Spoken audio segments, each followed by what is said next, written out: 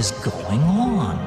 No matter how far you go into the dark, when you flip, you go exactly the same place to the light in our galaxy. Everything. Because everything is in balance. Everything is in polarity. I think it's just going to get weirder and weirder and weirder, and finally it's going to be so weird that people are going to have to talk about how weird it is. What the hell is going on, everyone? We nearly muted the mic. Yep, you've still got me. What the hell is going on, everyone? Happy Saturday. Hope you're having a good weekend or Friday night, depending on where you are. It's part 2 of Bill Wood today. Now, we're doing this in Star Wars style, okay? We watched the end of the interview where he was talking about Project Looking Glass, and that was a really fascinating episode. I really enjoyed that. A lot of you guys enjoyed it as well. And a lot of you guys said you wanted to see the rest of it. So now we're going back to the beginning and we're watching up until that point. Now, this is a long interview, okay? This is a long interview. I think we've got about 90 minutes of interview to get through today. So I don't want to waste too much time. It's going to be a pretty chill stream. This is all we're doing. So get yourself comfy, get a glass of water, get a coffee, get a beer, whatever you're doing, wherever you are, get comfortable. And I think we're just going to be locking in for this one. So the main themes here are more so about who Bill Wood is, how he got into the military, what he was tasked to do in the military. And honestly, it's pretty interesting. And actually, I will mention this as well. A lot of people mentioned that, like after we did the last episode, a lot of people were like, Bill Wood's a pedophile. Bill Wood's a convicted pedophile. Everyone knows that. Now, I didn't know that, okay, before I screened the video. And he actually addresses these claims in this interview. So I've kind of scanned over it. I haven't watched it thoroughly, but I have scanned over it. And he actually talks about that in this interview. And he talks about the fact that, he used to fly Tomahawk missiles, which is interestingly kind of the same thing that Dylan Borland was doing, except Dylan Borland was doing it in a more of a modern warfare sense with drones.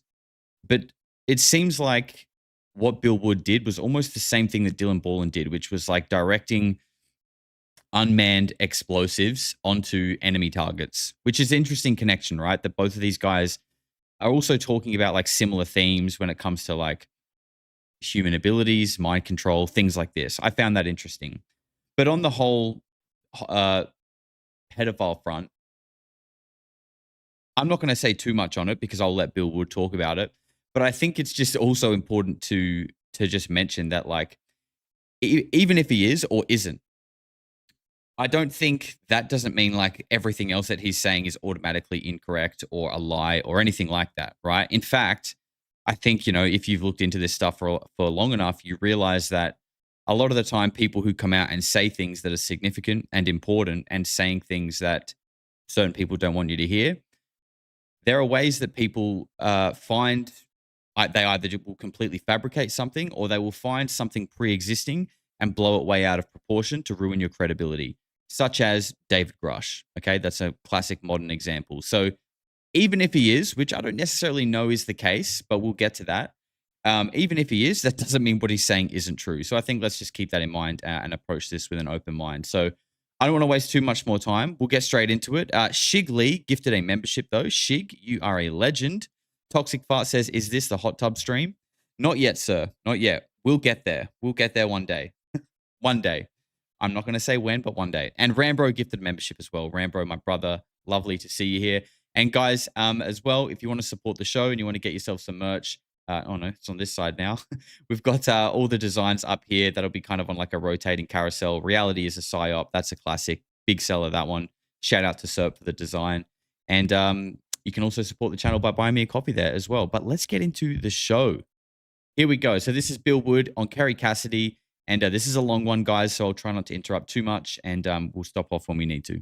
This is Kerry Cassidy from Project Camelot. I'm here with Bill Wood. He's going to be talking about his experiences as part of a special unit, a SEAL unit in Iraq and other places around the globe as part of the American military.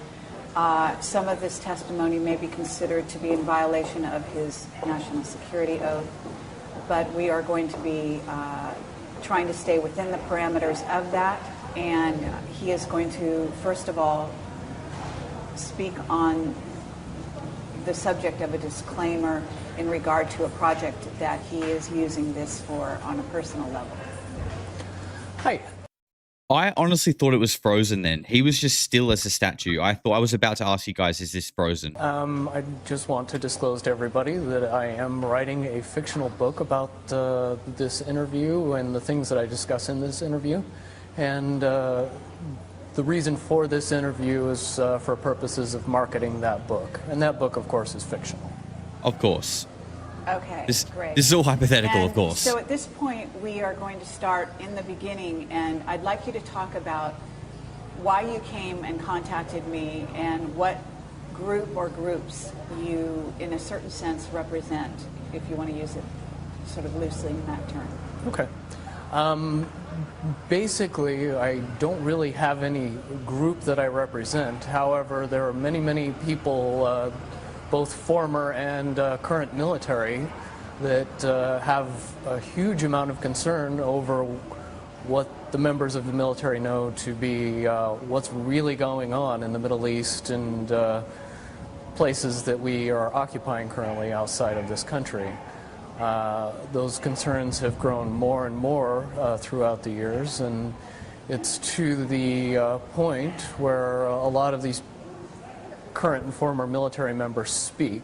The best description of these military members would be oath keepers.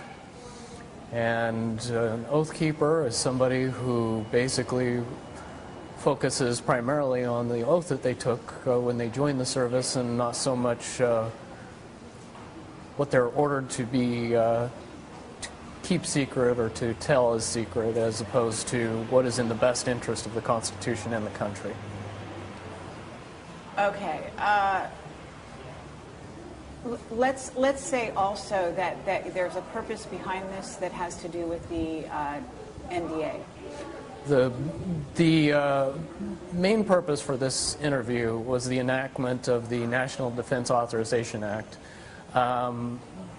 The individuals that I speak with on a regular basis have grown a consensus that this is the end of the erosion of our constitutional rights, and it pretty clearly spells out in a lot of paperwork that America has been declared a war zone, and American citizens are subject to arrest and detainment outside of the constitutional protections.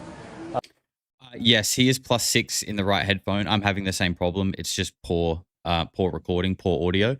And Jen says they couldn't rent a hotel room for this interview. They actually go into that, and they actually have to go to either a hotel or somewhere because they get choppers flying over constantly. Pretty interesting. And just quickly, I wanted to touch on something else before we went too much further. God, I've lost it. God damn it. If it comes back to me, I'll let you know. Of trial by jury, the right to an attorney, the right to being charged with a crime even is stripped away in that bill. I don't believe most of the American public has been properly informed via the media, so we're trying to get the message out and get some support in the fact that we cannot continue to allow the progressive erosion of the constitutional rights and expect to have our rights ever be taken seriously at some point. Okay, so at this point, Bill, when you approached me, I really had no idea what this was going to be about, and it was quite surprising that you had the kind of disclosures that you have and some of the background that you have. So what I'd like to do is go back through your testimony, because at the time I didn't have a camera, and I do want to say that we're in a public place here, but we are Here we go. we are forced to be in this kind of a public place for a number of reasons that I can't explain on camera, but take it from me, there's a purpose for this.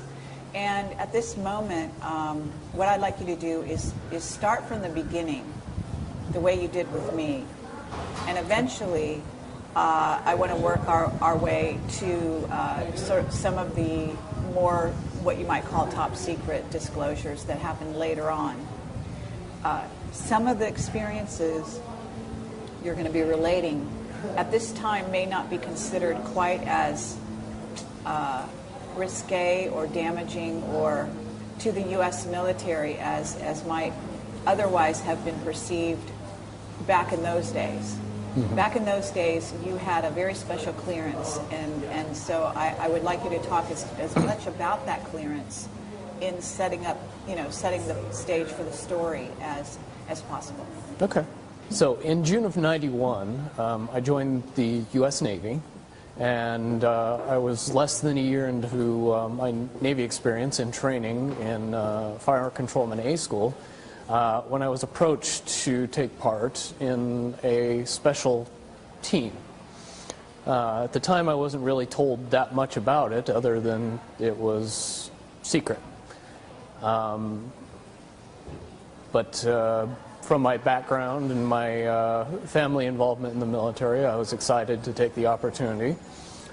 Shortly after that, I was reassigned to San Diego, California, and was assigned to a ship that was being built. So that gave me a lot of time to go to schools, which that comes in handy at this point, because very quickly after that, I was taken to this special training school and found out the details of which were, the basic sense is that I would be controlling Tomahawk cruise missiles and using specialized equipment that nobody really knew about in order to fly those missiles from when they come over the horizon to line of sight of the target, and to drive the missile directly into the target and be able to verify prior to the targeting of any kind of building or designation that it is the target that we are looking for, and then it is approached, and the Tomahawk missiles are used against it effectively, and then we also do bomb damage assessment after that. I think it's important to just keep note of like some of the parallels here in not just Dylan Borland's testimony and story, but also the Cybertruck bomber, the things that the Cybertruck bomber talked about, which not the stuff about China, but the war crimes, because this is the same kind of stuff that Bill Wood is going to talk about. And he also, God, my memory is cooked today. My memory is cooked. There was another thing. I can't remember it. If it comes to me, I'll tell you. Ethan Swizz says, love you, Josh. Thank you for the 3 months, brother. Appreciate you, Ethan. Sammy celebrating 4 months says, hello to the lovely Weirdo fam. Hope you're enjoying Barley Boss. Stay safe, stay plugged, always. Love and light from your fave Polarity couple, Sammy and Mark. Sammy, you sweetheart. Thank you very much. I appreciate you. And Mark. And Pentinent Lizard with 3 months says, my friend and I are starting a skateboard storefront today. Still got to hash out the details, but I'll keep you up to date. Love your work, Josh. Oh, I love that, brother. Good luck with it. Good luck. Appreciate it. But the reason you got involved in all of this is because the Americans found, was it during the first Iraq War that their Tomahawk missiles were going off target? There was a problem with Tomahawk missiles in the first Persian Gulf War, and if anybody can remember the baby food factory incident, when buildings tend to look alike, they have trouble, the Tomahawk missiles have trouble telling which one's which. And the problem that they had, or that they found they had, was that it made the missiles only about 70% accurate. And that was a big problem because we ended up blowing up buildings that the Iraqis would then put on the TV and say they're blowing up baby food factories. And that tended to negatively affect us on the news, so we had to come up with a solution to that problem. Okay, and so they brought you and people like you on board. Can you explain why you were selected? The primary reason I was selected was A, because of my background. I came from a military family, and B, because of my qualifying scores during training. I found out later that they selected the people who knew absolutely everything about everything and were very good at taking tests and very good at solving problems, which is what it eventually came down to. It was after that that I found out that I not only scored very high on the test, I got a perfect score on the test, which is one of the main reasons I was approached, and the others in my group were approached. Okay, so what kind of a test was it, though? Does it test your intelligence? Does it test your, I don't know, is there a physical test as well? The original test was the ASVAB test, and that is just a standard military test that tests many aspects of how intelligent you are, how you process problem solving, how you approach different situations, and ultimately how much knowledge you have on many, many diverse subjects. Yes, he does sound so much like David Grush. And when someone mentioned that in the last stream, like I just can't unhear that. And like, I mean, doesn't really look like him, but sort of like the same style of look and features, if that makes sense. Like not a direct look, but the same vibe. And it's interesting, a whistleblower who had his credibility attacked for speaking out about, you know, unauthorized or, you know, programs operating beyond oversight. Like they've done the same things. They were attacked in the same way. They look the same. They sound the same. And Bill Wood talks about, you know, convergent timelines and all of this kind of stuff as well. Is Bill Wood David Grush from the past? That's what we need to know. When it comes down to it, it's a overblown IQ test and relates mostly to your cognitive reasoning skills. All right, and was there a physical test as well? No, physical testing wasn't necessary for this project. Intelligence was more important. They later proved that the physical portion they could fix. The making somebody smarter, very difficult to do. Yep. Yep. Okay. You can't fix that. You can't fix that, unfortunately. That is just, it is what it is. Right here, I know that this is kind of going way ahead, but at a certain point you were trained and selected also, you found out later, because of your psychic ability. Is that right? I guess the proper term would be potential. Everybody possesses a certain amount of inherent ability towards upper level thinking. It really matters as to how prone they are to being able to effectively use it and not let lies get in the way. Okay, and so you were trained in a very special place to enhance those skills, is that right? Lots of special places, but one in particular that I think people would find most fascinating. Which is? One place that I was able to train at in particular that people would be familiar with is Area 51. He was a psionic asset? Not necessarily, but I think maybe you could say he was employed for his intuitive and, I guess, psychic abilities, we could say. But I feel like when people say psionic asset, we think like he was summoning orbs. And I don't think that's the case. But yes, he was recruited for his intuition and psychic ability, I think is a better way to put it. I was able to go there for a single training course that was popularly entitled Advanced Psi. And basically what that class did for us is teach us to use advanced intuition.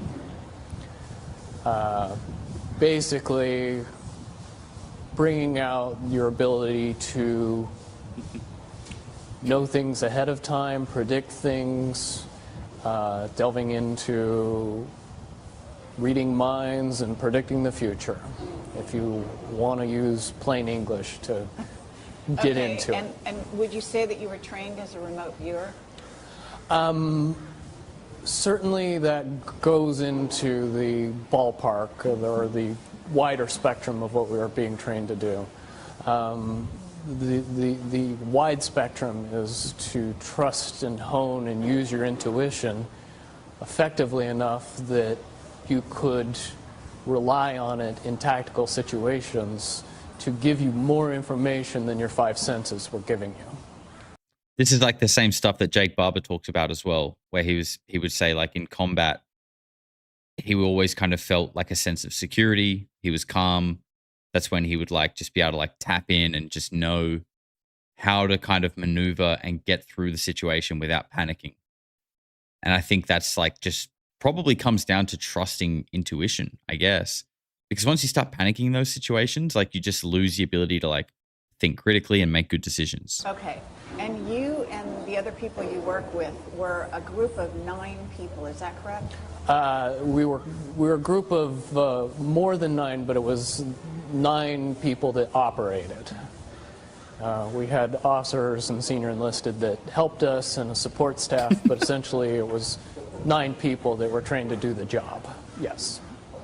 Bill Wood could eat corn on the cob through a chain link fence. That's crazy, Toxic Fart. You are a crazy man. Okay, and is that 9 people to go into the field? Yes. Okay. And so you went to school, and then what happened? At what point did you start to be deployed, or what was the trajectory? In 92, at the end of 92, we started to be deployed on missions. The basic overview of a mission would be to get to a target, usually by some extraordinary means of jumping out of an airplane or walking further than most people would imagine, getting within the line of sight of a target, setting up electronic equipment that would allow us to control the cruise missile via line of sight, wait for the missile to come inbound, sync up with the bird as it was in flight, and then use regular airplane type controls on the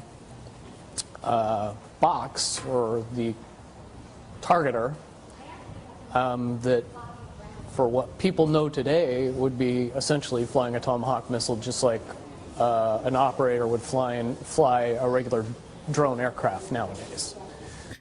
So for anyone who just sort of got in late, this is what I'm saying. This guy basically did the same thing as Dylan Borland, but pre-drone technology. So he was in charge of kind of making sure that, well, not that really the same thing. I think Dylan Borland authorized targets, actually.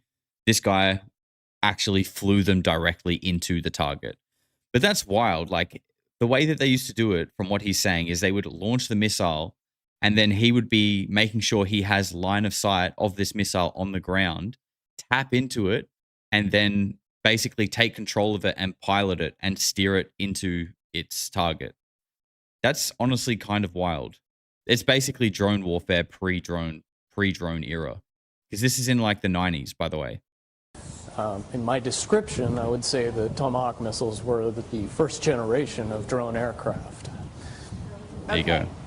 So did you have to have computer skills, special computer skills to operate something like this? We were highly trained in advanced electronics, optics, electromagnetic devices, motors, synchro servos, and also radar and laser energy. Okay, could you repeat that that last line? The whole thing? Okay. We were highly trained in advanced electronics. We also did a special amount of work with optics, with electromagnetic devices, motors, servos, synchros, and a lot of information about radar and laser systems. Okay. And so far, have we violated any kind of a security oath? Not yet. Okay. No, but I'm just going to ask you that periodically, just so that we can sort of monitor that situation. Because we don't want to endanger lives any more than necessary here. You know, both of us are adults and know what we're getting involved in here. So at that point, you must have been deployed to a ship, right? We were deployed. I was deployed on several ships during my career. But on this particular occasion, yes, I was deployed to a Arleigh-Burke-class destroyer. Okay, and where was this based? It was based out of... No, this interview is in the 90s. The drone warfare, flying the Tomahawks that he's speaking about was. This interview is about 2012. Originally San Diego and then later moved to Japan. Okay.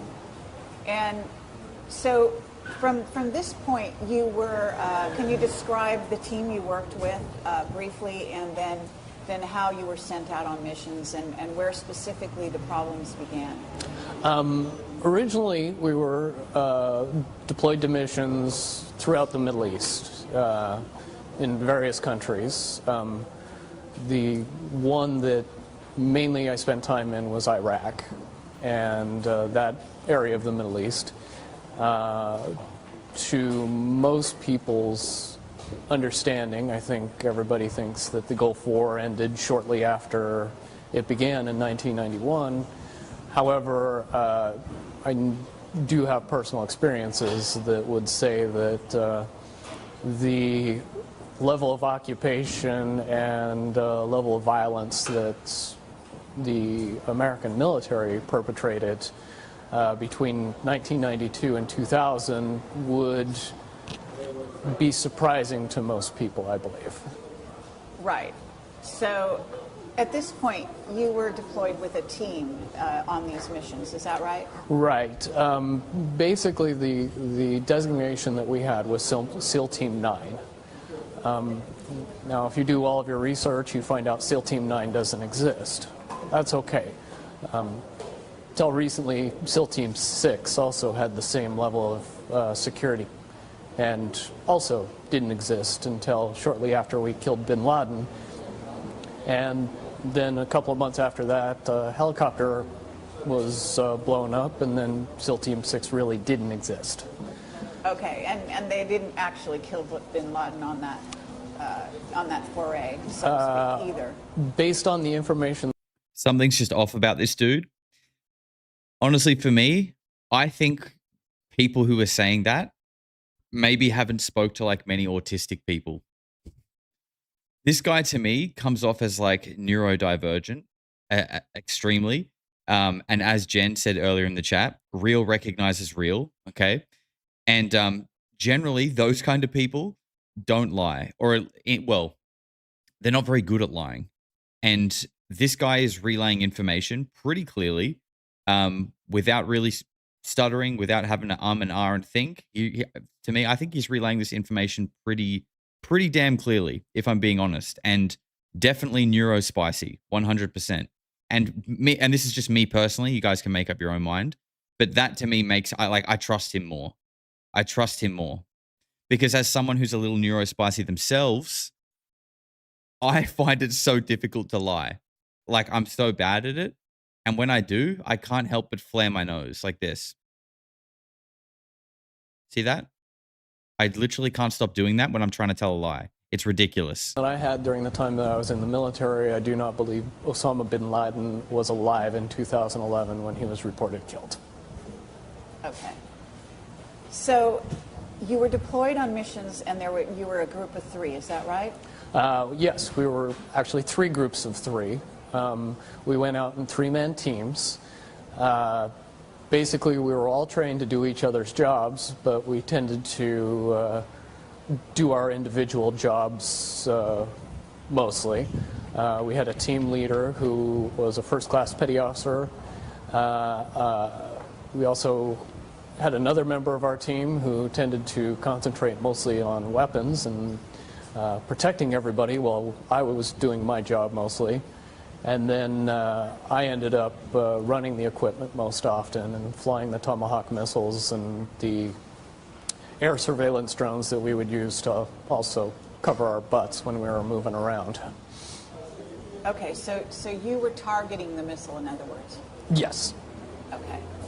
From when I started operating in about 1992 to about 1995, most of the missions that we were performing seemed military targets and above board and worthwhile for the level of effort that we were putting into it. Although we were not at war. Although we were not at war, we were going after viable quote-unquote targets or things that at least seemed viable from the outside. The U.S. Marshals Service is offering $2,500 for information leading to his arrest on their official website. Yeah, so the reason why I wanted to get this interview done and show you guys is because there are, I think, 2 or 3 follow-up videos of Bill after he did this, and they are being done like from a tent. He looks a little bit like, I mean, he doesn't look terrible, but he doesn't look as clean cut as he does here.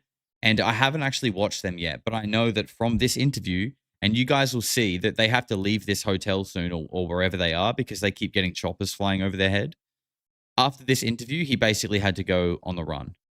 So, you know, it is interesting, and I'm interested to hear what he has to say for sure.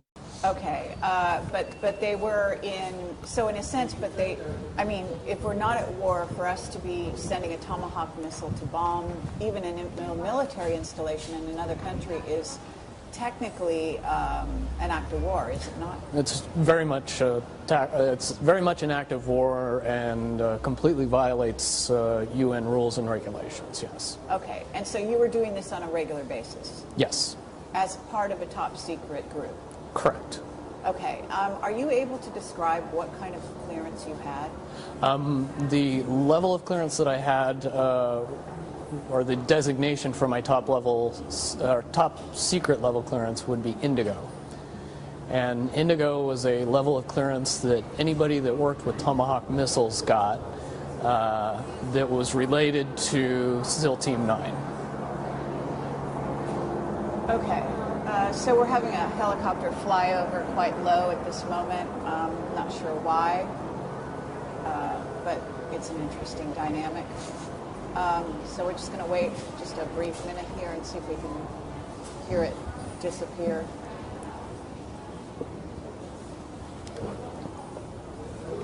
Julian Assange was held up for years because there was a warrant and he's a truth teller. Yeah, for sure. I mean, anyone who thinks just because there are warrants out for his arrest that means he's telling the truth is probably just drinking fluoride by the bucket load. I mean, like, come on, think about it. Like, you're getting an opportunity here to see what he is saying and then listen to that and think, okay, and now they want to arrest him. What has he said that would make him, that would warrant an arrest for him? Like, come on, let's think about this. I know it's tough, but you can do it. Okay. So at this point, you were doing targets, and you were doing them in what countries? Throughout the Middle East. Do you want to name some of those countries? Some of the big ones that everybody would recognize: Saudi Arabia, Iraq, Afghanistan, 1 or 2 in Iran, Yemen, Syria. Okay. Libya.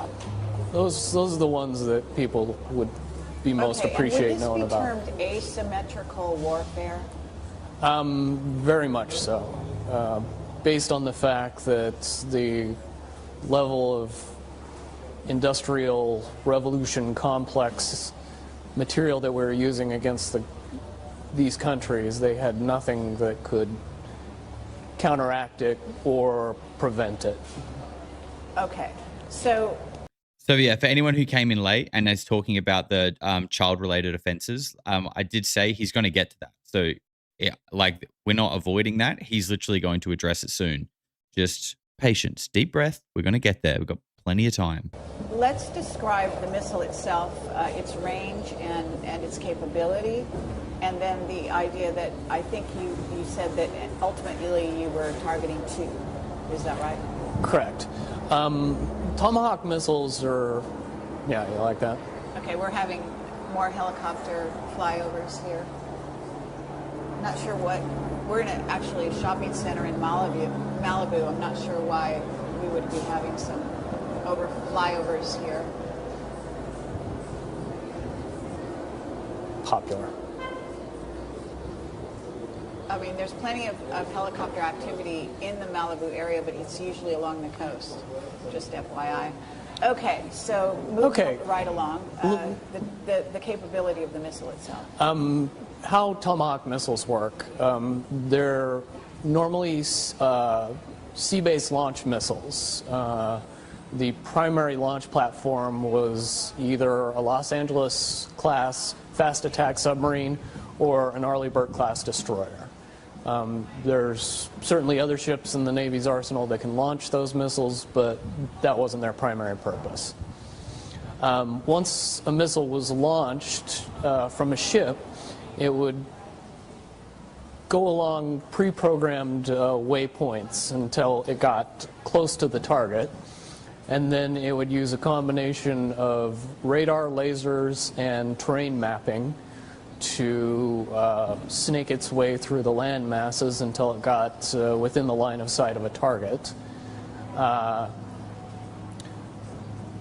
The official version of what a Tomahawk missile would do at that point was compare a picture of the target to a picture that it has in its database and designate itself upon that target based on what was inputted up to it shortly before it was launched. At that point, we could interrupt the flight path of the missile by syncing to it with a special piece of equipment. Okay, I'm sorry, we have a helicopter again flying very low over this building.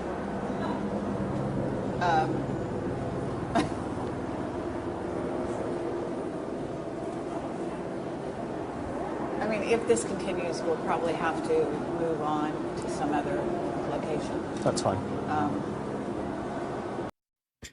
Rambo said, could it be that the fact that he's charged with child charges, could it be possible that it was a discredit job just to turn people against him?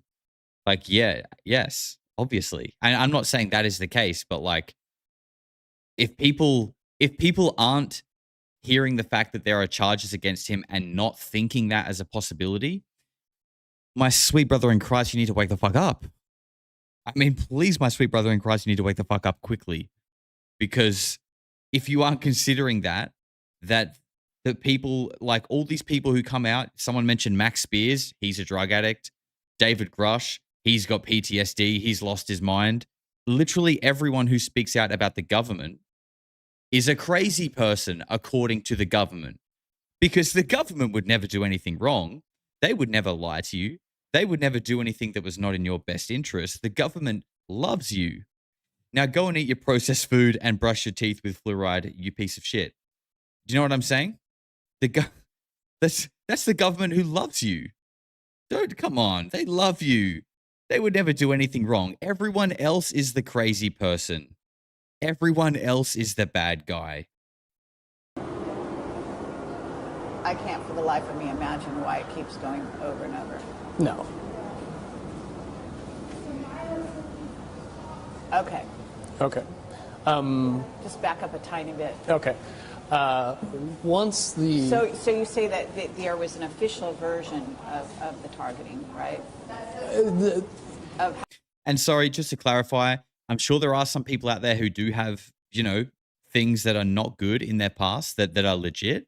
But like the point is, if you're not considering the fact that this is straight out of the playbook and they do this with everyone who says anything bad about them, then like you're an NPC. You're pretty much just an NPC, unfortunately. How it targets, and then there's an unofficial version that you were involved in. Is that correct? Correct. And the way that I got involved in the launch of a Tomahawk missile was with a special piece of equipment that we had with us. We could get in between line of sight of the missile and the target and sync up with the missile and control it remotely from that piece of equipment. And basically, the only thing that does is control it just like everybody would understand how a drone is controlled by a pilot that's stationed in Las Vegas when the drone is in the Middle East. Okay, so, but you actually did seem to go on location. Correct. We had to be on location because back then the only way to exchange information fast enough with the missile system would be to be within line of sight of it. Of the target? Of the missile and the target. And the target. Okay, interesting. So you did need protection, obviously, being somewhere in the vicinity of the target. Is that correct? Correct, and that's where all that cool advanced training came in. Experts at counter detection and counter surveillance certainly aided in our cause, as well as... Okay, we have another helicopter going. This one's different, though. Yeah, isn't it? That is loud. Not That's the a same loud one. chopper. Not the same. Okay, so, but at this point, we haven't really answered the question as to the capability of the missile itself. Capabilities of the missiles could be altered quite a bit. They do have the bomb load capacity of 1,000 pounds. There was generally two types of Tomahawk missiles, one that would carry cluster bombs and a main explosive charge, and then the other missiles would just carry an explosive charge. Generally, I would deal with both kinds of missiles. However, the bomblets or the cluster bombs would have been dropped prior to me ever seeing the missile. That would have been done remotely, usually. By someone else?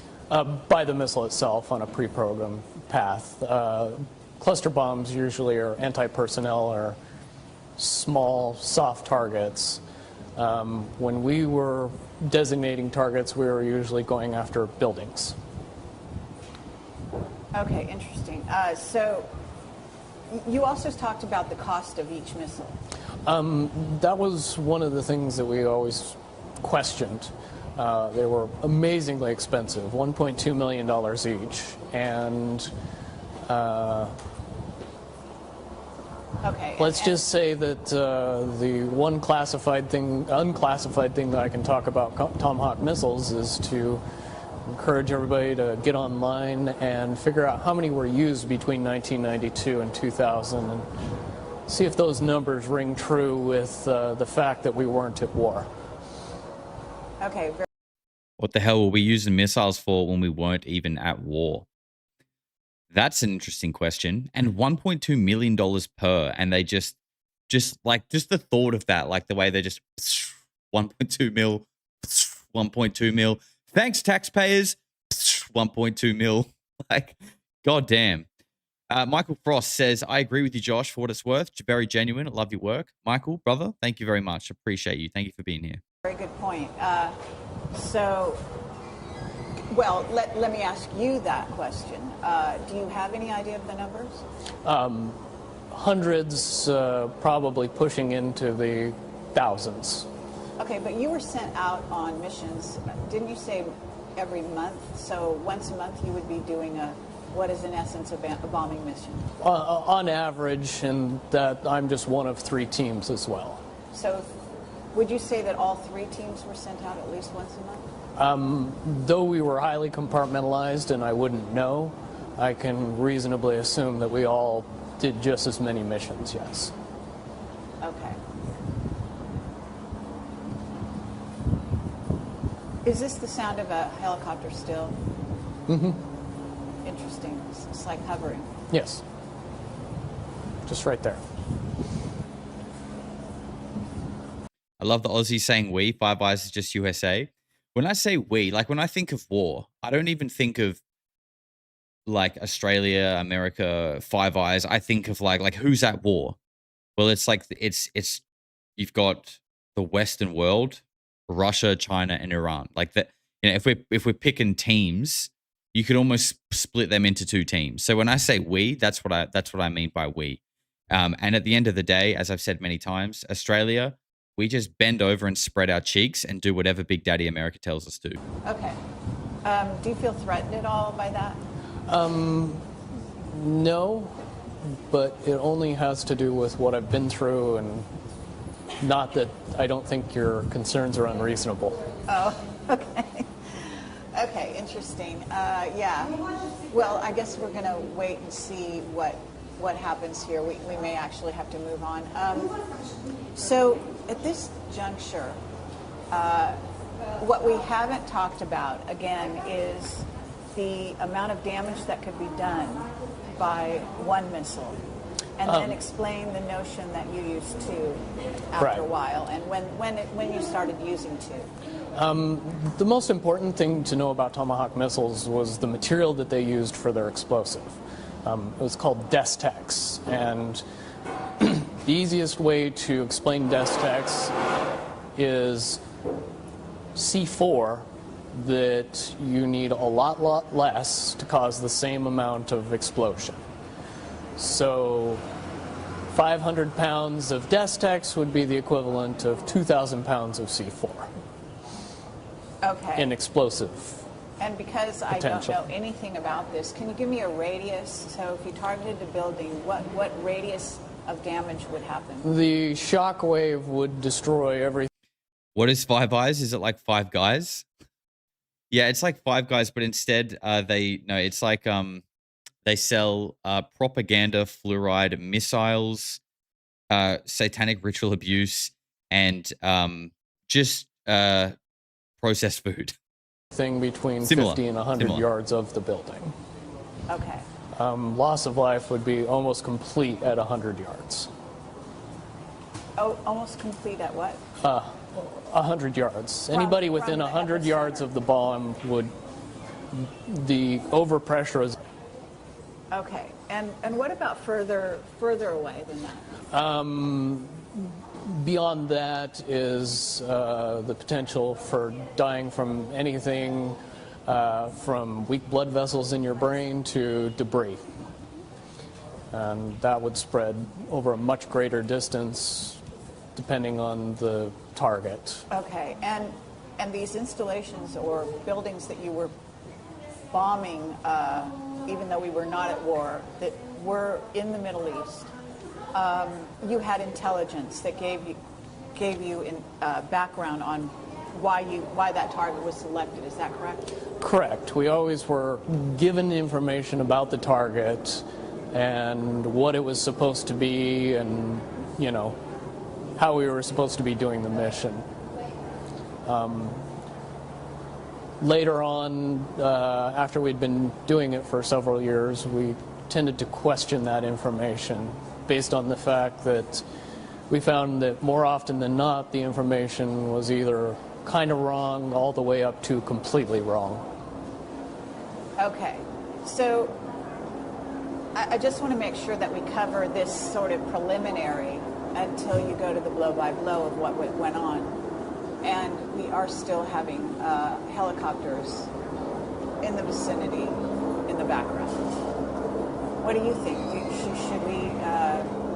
Should we change and go to my I think house? if we ever want to get it done, we should change. Okay. This is not going away. All right. Okay. Well, from this point on, 1995, you start noticing there's a change in targets. I mean, do you really think there was a change, or do you think that your perception for some reason changed? No, there was definitely a change.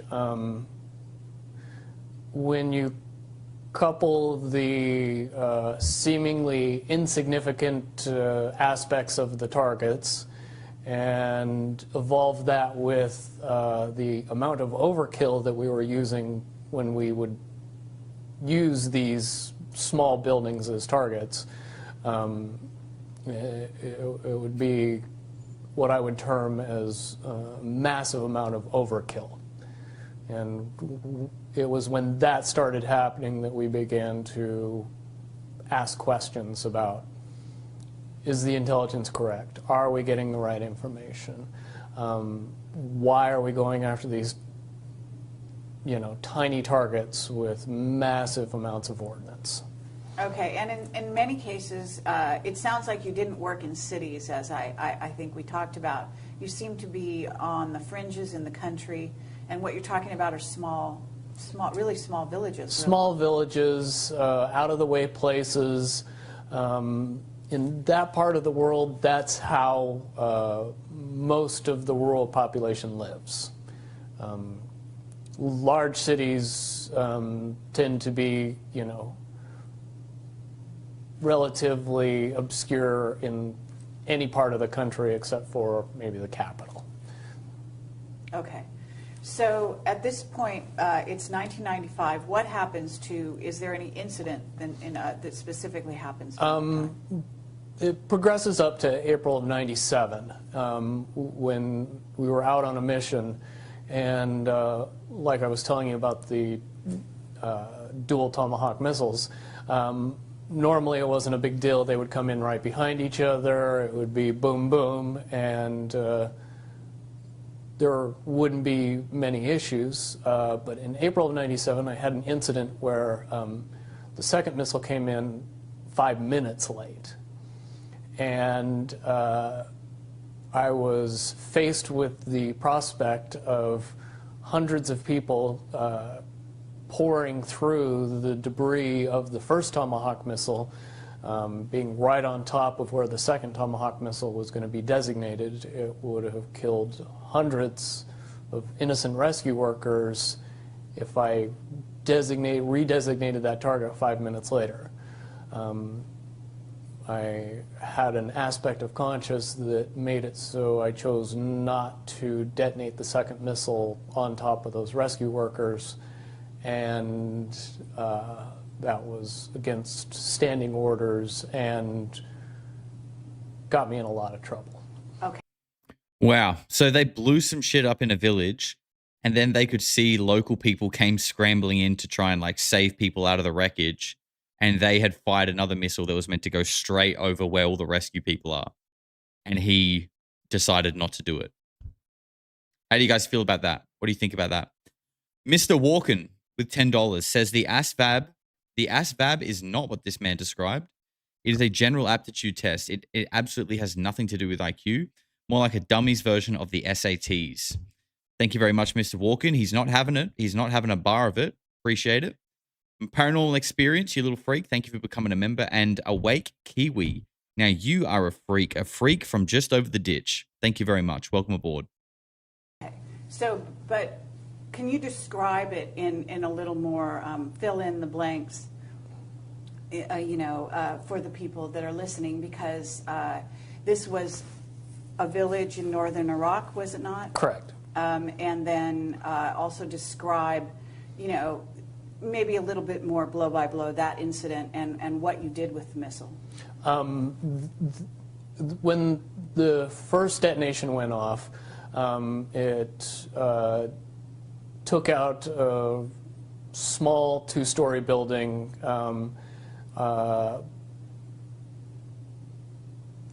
that was kind of set off away from most of the other area. When the missile did detonate, a huge number of people from the surrounding village came in to go through the debris and find any survivors and help people that were injured, because there was a large amount of collateral damage in and around the building as well. Smaller buildings, homes were knocked over or torn to bits. And there was a lot of injured people. So, and what you were saying was that the impulse of the townspeople when any building is targeted is afterwards is to rush in to sort of deal with the wounded or Correct. Handle the situation, right? And yes, and that was normal for my experiences to see people go in after the detonation and do what they could to help the people that were inside or the people that were hurt outside. Okay, and so at that point, what happened? At that point, I made the decision not to detonate the Tomahawk on its designated target, and I flew it safely off into a mountain and detonated it there, where it didn't hurt anybody. Okay, and what people need to understand is that you were completely in charge of the controls at that point, right? Yes. So it wasn't the other two people that you're working with that necessarily agreed with that decision. This was your own decision? This was my own decision, and there was nothing that the other two people could have done to make it happen. because there was just no time in between when they realized something was up and then the missile was destroyed instantly after that. Okay. Certainly they realized afterwards what I'd done, and that it wasn't going to go good when we got home. All right. And at this point, you were in northern Iraq? Yes. And how far away from the place of detonation, so to speak, were you? That time we were probably 2 miles away. Uh-huh. But you had line of sight, as you Yes. call it. We always tried to get up as high as possible and extend line of sight as far as we could. Didn't need to get close, so we tried not to. Okay. And as far as that goes, what do you use for line of sight, just out of curiosity? Were you using some specialized equipment in order to see the target area? What causes the grushness? That would be the autism, sir. The box, as we called it, would use a narrowband microwave frequency that was encrypted to sync up with the missile when it came into line of sight. The reason we would use that type of communication is because it was hard to interrupt or jam.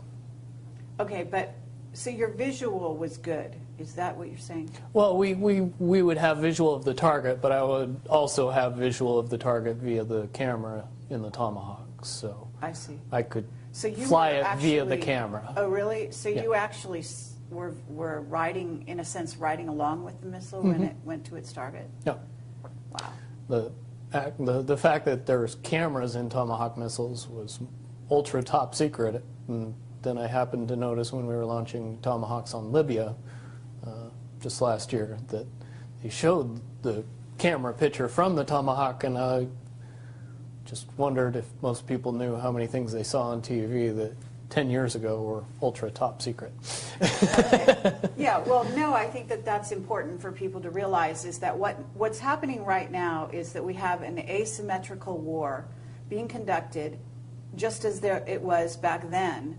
The difference, I think... Autism is so broad, but it's one slice for sure.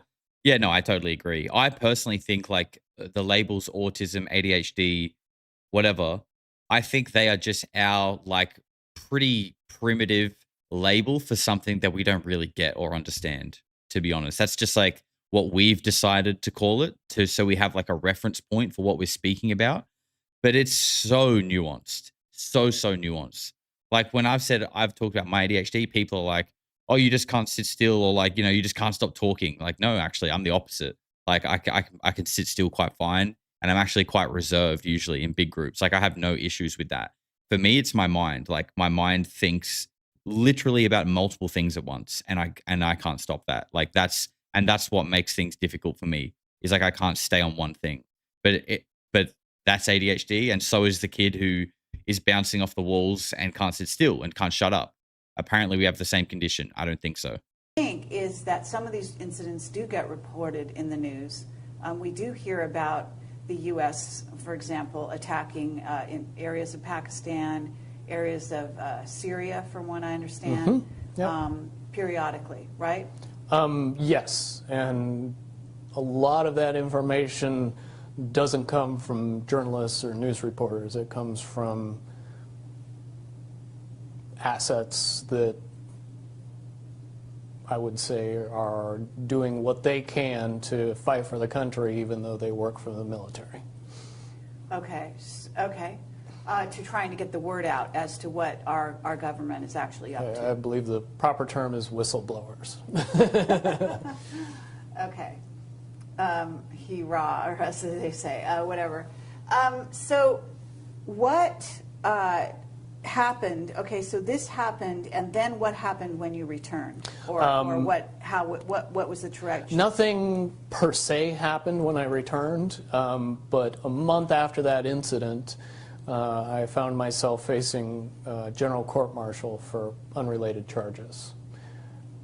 Okay, so you literally went back to base and there was no repercussions? No one said, what did you do with the other missile? Why did you fly it off target? None of that happened? During debrief, I mean, there was some very upset people, and why did you do, and many conversations with many different people about saying exactly what I said to the person before them. But I was adamant that it was a mission gone bad, and I wasn't going to kill a whole bunch of rescue workers, and I thought it was left at that. So you can. Crazy King says, happy Friday, bro. Hope you're doing great. Thank you again for opening minds and changing views. Much love and respect. Peace, my man. My pleasure. Thank you very much, man. And thank you for hanging out in the stream. Continued to be called on assignments after that, right? You and your team. I didn't go on another mission before I was facing court-martial, no. And what was the period of time between those two things? It was a month or less. Oh, so you immediately were, it's pretty much, I mean, 1 month of downtime, and then you were called into court-martial. Mm-hmm. Okay, and that was for what? That was for what they said was child rape, which it definitely was not true. Okay, so basically you're based on a boat, ship, from 1992 until this time, which was 97? Yes, I was based on a ship, but realized we weren't always on the ship and we weren't always in the Persian Gulf.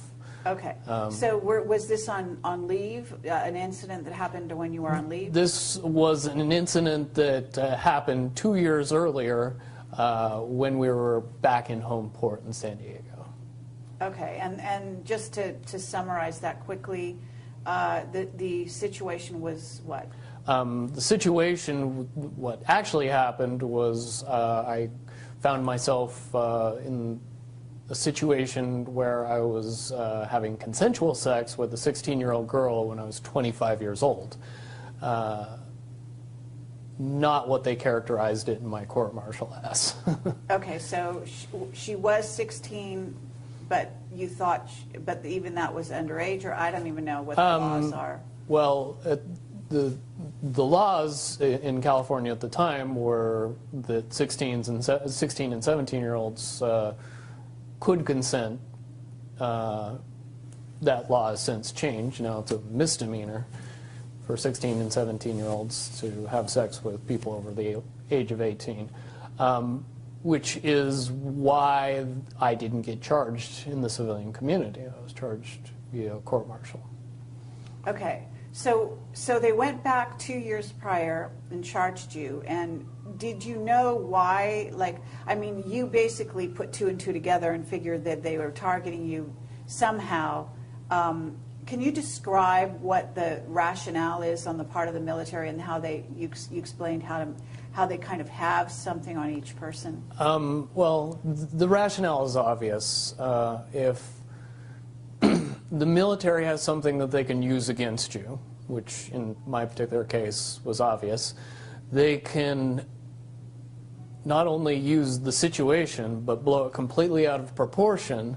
And in the military justice system, there is no real recourse to being able to prove yourself innocent of charges. More typically, you're found guilty long before you ever make it into your court-martial. You don't have the right of a jury of your peers.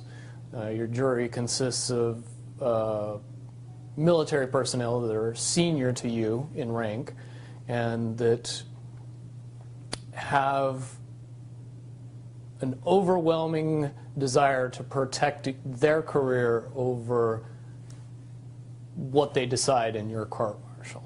So, in other words, they're sort of conditioned to find you guilty regardless, because that works in their favor. Absolutely, because if you go into a room being told by somebody that's in authority over you that a person is guilty, it's nearly impossible to be an impartial juror at that point. I think Bradley Manning could tell us all about that. Okay, yeah, no. So it's interesting, right?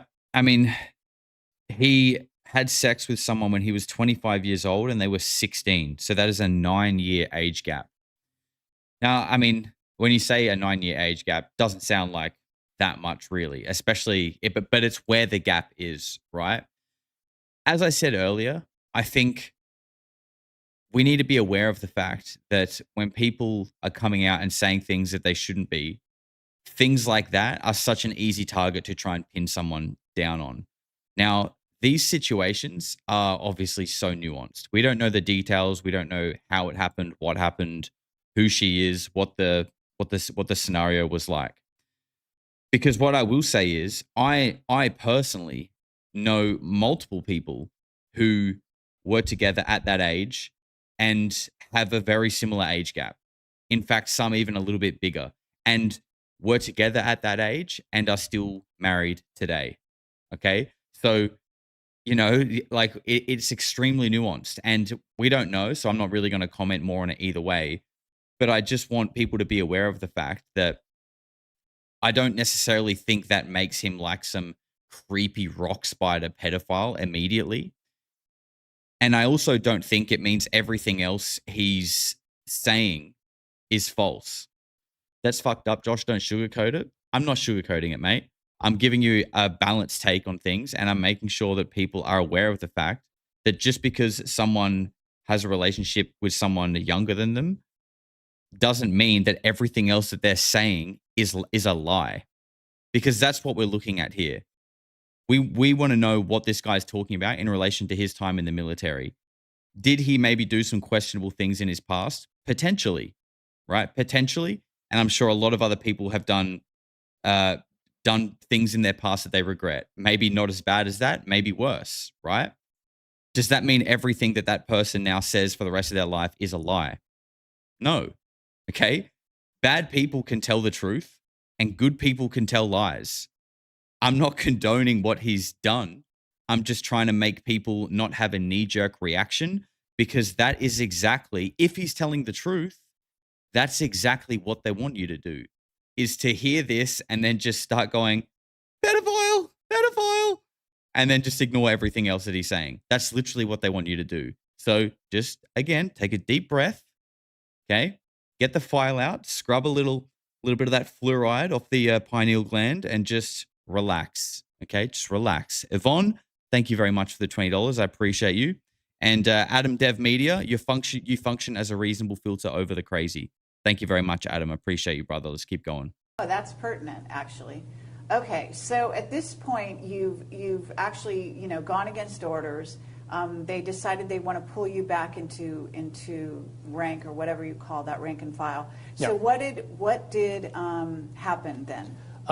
Shortly after I was charged, I was contacted by my SEAL team lead officer, who was a lieutenant, and he gave me the option of rolling the dice and facing my court-martial and pretty much guaranteeing that I would spend 11 years in Leavenworth, Kansas, or I could take a slap on the wrist, plead guilty to something completely innocuous, and go back to work and do my job as a good sailor would, and blow up targets with Tomahawk missiles and not say anything about it to anybody. That's what I chose to do. And you also suggested that they sort of had something on the other members of your team as well? I believe they had something on every member of our team, because we all had at least one skeleton that we all knew about. So it was definitely something that would make it so they could pick and choose and destroy the life and career of any member of our team and easily get away with it. Okay, if 16 is legal in Australia, but I think it's 18 in the US. Yeah, that's right. 16 is legal in Australia, and I think it is 18 in the US. But as they mentioned before, when this apparently took place, apparently it was 16 in the US, and then the law changed, and that's what they've tried to hang him on, is the changed law. If for some reason one of them decided not to follow orders or be insubordinate in some Correct. fashion. Or something similar to what I did. All right, so when you did what you did you have the sympathy, assuming that everyone found out about it, did you have the sympathy not only of the people, the two on your team, but other team members, or was there were they not sympathetic? Yes and no. Really, the only two people that had all the information were the two people that were on my team. We were fairly well compartmentalized from each other. The other members of the other two teams got the military's version of the story long before they ever heard mine. So when you're given the military version and the guy you know's version, it's very conflicting, and I'm sure most people saw it for exactly what it was, but at the same time didn't want to believe anything but the military version because they don't want to think about the reality if my version was the true version. Okay, because what your version, in essence, said was that not only was 2 Tomahawk missiles overkill to begin with, but that on top of it, these were soft targets, and that targets in and of themselves were suspicious, right? Correct. And basically hammering me let everybody else know in the group that all of the complaining and all of the trying to, bring out the reality of what was happening was not appreciated, and it didn't matter. It made every member of the team feel like they ultimately had a gun to their head, and free will wasn't an option. Just do your job, don't think. So what happened at this point? You accepted the deal, and then what happened? I accepted the deal. I pled guilty to a charge of unlawful carnal knowledge of a minor, I swear. Very Van Halen, but... Okay. And went back to work under the guise that I was in jail. Everybody that I was related to or that was involved in the court-martial was told that I pled guilty and went to jail. What actually happened was I pled guilty, got on an airplane, and proceeded to spend the next 3 years in the Persian Gulf doing my job. Okay. Interesting. So you're saying the civilian world, is that what you're talking about? Yes. The civilian world heard you were charged with this and pled guilty. Mm-hmm. Okay. So Wait, you're telling me they told the public one thing and then did something else? Nah. Surely not. Surely they wouldn't do that to us. So then you went back to work, and you were basically so then at that point what happened? I mean, you continued to target soft targets? At that point, it was fairly obvious that we were the team that would get the hardest targets. Not militarily hard, but the hardest to blow up. Meaning the softest The targets? softest targets, the one that were most obviously not military assets, not worth the amount of explosives that we were using. At that point, the targets became plainly obvious that it was a terrorist-based mission, and the reasons that we used the missiles and the explosives and where we targeted was to scare people and not to blow things up. Okay, but you did blow things up. Yeah, but it was not... The destruction wasn't the main mission. The main mission was to scare the people that survived and get them talking. And was it to turn them? I guess I'm kind of. It's interesting because at that point they have like a captive audience, so to speak, in you guys, such that they can do whatever they want with you, and you can't complain, you can't object, because you're sort of under a certain level of coercion to be quiet, right, and do your job, regardless of what they ask you to do. So they can really sort of run you all over the countries doing whatever they want. But how does this sort of state-sponsored terrorism, as it were, facilitate an agenda? Do you know, like, how it links up? I can see it more properly in hindsight now, but it's very easy to understand. What we were doing was creating the problem. When enough people are left behind with enough dead and injured relatives, that strapping a bomb on themselves and doing a suicide mission seems very reasonable.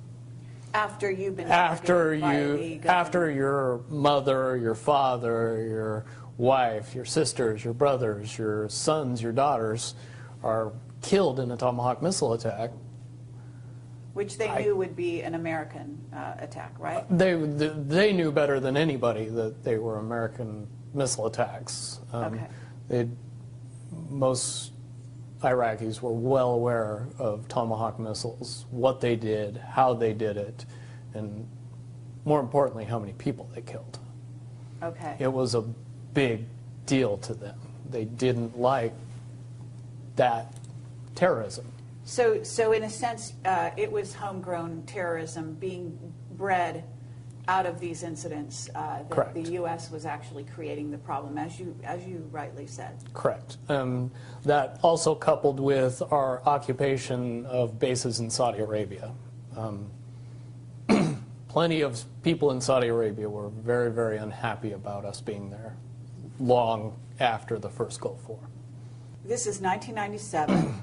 You've been called back on duty. Mm-hmm. And you said for the next 3 years you're given targets that are highly suspicious, and basically we are creating terrorists that will sort of facilitate the so-called war on terror by actually manifesting that ourselves. Correct. I can unequivocally say that the targets that we were given and the way we were used was solely for the purpose of creating massive amounts of fear in the general public of northern Iraq, and rumors and stories of which filtered all throughout the Middle East. Definitely in 1998, I would say that the average Middle Eastern person knew for sure that the U.S. military was targeting civilians under the guise of combating terrorism. Yeah, well, that's one way to radicalize people. Just start launching Tomahawk missiles at their villages. And then all of a sudden people are like, God damn, these Muslims are crazy. What's their problem? What the hell is these guys' problem? God damn. Look, I'm trying to find a little bit of balance here. Scruffy45 says, Josh, you've done good work as usual. Thanks, man. Appreciate your hard work. Hope life is treating you well. You deserve it. Thank you very much, brother. Thank you very much. Some people say that I call it like I roast people too much and that I call out the haters too much. I do have a good time doing that, but I do think I probably should read out some of the more positive comments sometimes as well, because it is good to have a bit of balance. It is. At that point, your sort of mental state must not have been great, right? No, I was very distant and dark. I was only able to deal with the fact that I had to do what I did because I knew that the consequences would just put me in jail. Would you say that that was true of the other team members as well, or? Certainly, everybody was well aware of my situation after that, and my situation coupled with the targets and the evolution of what we were doing as far as warfare was plainly obvious to everybody that was performing missions. Okay. They're using the little sister method, poke and annoy until they snap and then play the victim at the retaliation. That's a fantastic analogy, Heidi. Very good. So what happened then at that point? Basically, we continued on and continued on to go after these soft targets and do our jobs and not really say anything. That climaxed in December of 2000 for me and my group. During the time that we operated in northern Iraq, we found certain groups of indigenous population that we would consider assets and would use on a semi-regular basis to accomplish our missions.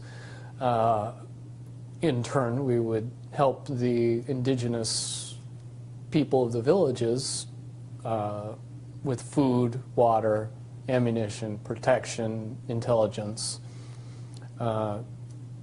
give them what we could to pay them back for the kindness that they offered us when we needed help. Okay, and these individuals... You really think the military was just shooting missiles into random villages? Clown take.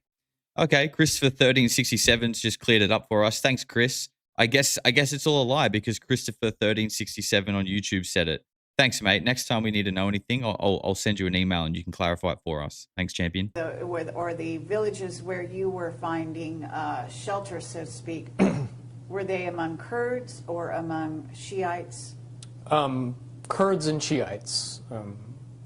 Sunni sect wouldn't help us.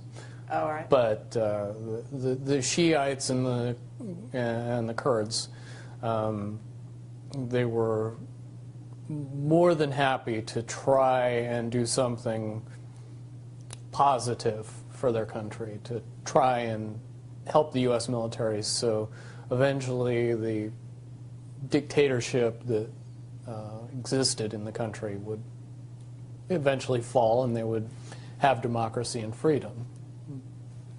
That's what they believe. Oh, yeah. That's the rationale that they were sold, so to speak. Oh, yeah. Those Middle Eastern countries, they definitely need a bit of freedom, baby. Uh-huh. You know what? Those countries with an absolute wealth of oil need a little bit of democracy. In fact, I'll take it upon myself to go over there and give them some of that sweet democracy. Give them that freedom that they so desperately need. Yes. Yes. Yeah, I mean, it wasn't propaganda. It was more of a choice between the lesser of two evils, I guess is the easiest way to say it.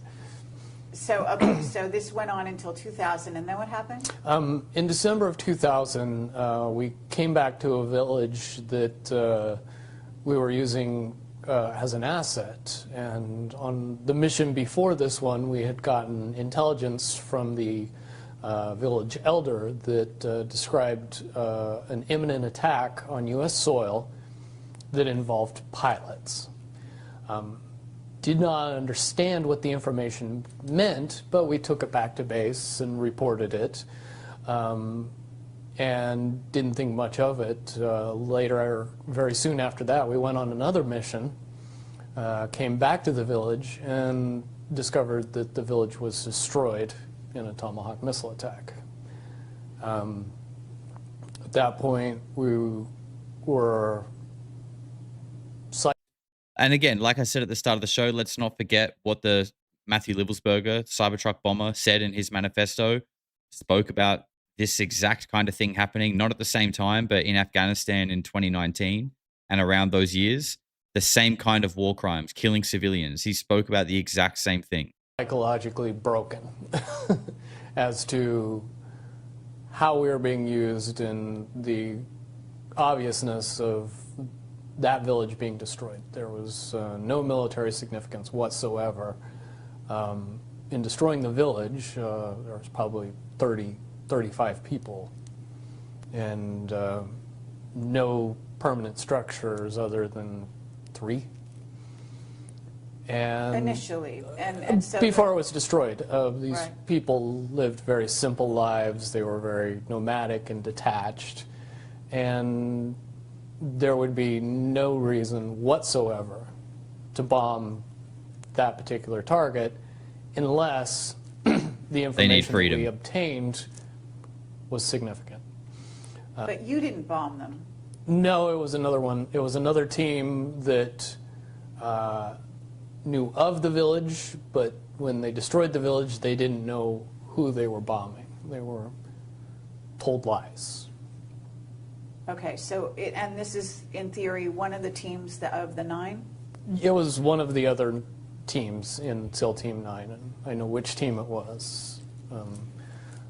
When we got back home from the mission, and I actually got into a violent altercation with the person on that team that does the job that I do for my team.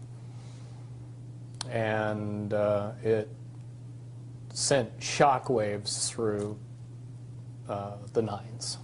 It really fractured things and tore us apart. In my estimation, it was probably either the end of the end or the beginning of the end of the SEAL Team 9 program and its mission. Certainly at that time, we were seeing the evolution of drones come online, and more often we were being assigned drones as assets, so we were aware of them and their capabilities on missions. And shortly after that, drones became weapons-based platforms, and they started using the much more humane Hellfire missile to accomplish the goals. I'm just glad they started to act a little bit more humane and use the Hellfire missile instead. Those Tomahawks were just, just reprehensible, inhumane. It's much better to just blow the fuck out of them with a Hellfire missile. It's more ethical. It is. I for one am happier anyway. That we were accomplishing with Tomahawk missile attacks. When you say much more humane, are you joking? Tongue-in-cheek, Hellfire missile has a 25-pound warhead. Tomahawk missile has 250-pound warhead. Good. Yes, a drone can minimize collateral damage. However, we are where we are today, and we know that there's lots of collateral damage with drone-based missile attacks. Humane equal much cheaper equal less global warming. Oh yeah, that's good. Yeah, as long as it's less global warming, that's fine. As long as if we're still destroying fucking thousands of people though, that's good. That's okay. But as long as we're working on the global warming, that's the main point. Absolutely massacre people. Yeah. Good. No problem. Okay. Yeah. I didn't even realize that drones were military, equipped to. I thought they were simply surveillance. Most people don't. Not one of those well-advertised things that our media keeps us up on. Right. Okay. So at this point, you basically had what you call an altercation with the individual who bombed this group of people who had been giving you guys shelter, who in a sense. It was almost like, I don't know if it's like a shelter or a home base for you guys, this small village, right? So the village is destroyed. It wasn't a home base. It was it was an asset that we used in a military sense, but at the same time, we developed an emotional connection to the people of the village. We knew who they were. We knew what they were about. We knew the basicness of their living and how they went about, and destroying that village and killing all those people was unnecessary and sad. Okay. So at this... But they did get democracy and freedom out of it, so it's kind of a fair exchange. Point, what happened within your sort of when you attacked the person, did you almost kill them? Yeah, I got into a fight with them.